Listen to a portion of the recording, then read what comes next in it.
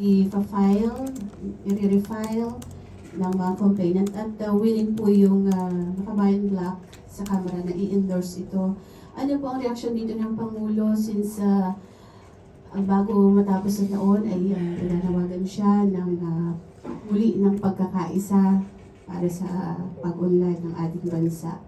Ito po ba ay sa tingin ninyo makakatulong para dun sa hangarin ng administrasyon na unity at prosperity? Ang pagsasampa po ng impeachment complaint ng anumang grupo ay hindi po ito sakop ng Pangulo. Sa kasalukuyan ay wala po na pag-uusapan sa anumang meeting at patungkol sa impeachment laban kay Vice Presidente. Pero ang tugon ng Pangulo sa lahat, ito po'y para sa lahat. Ang dapat managot ay dapat managot.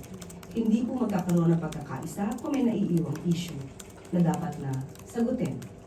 So sa ngayon, muli, hindi po sakop ng Pangulo kung sino man po ang magsasampa ng impeachment complaint laban sa Vice Presidente.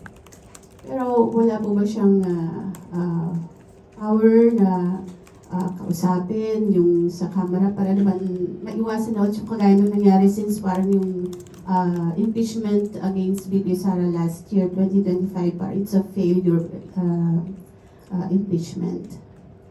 Failure impeachment. On our part, we cannot say that it's a failure impeachment. There's still an ongoing pending case before the Supreme Court.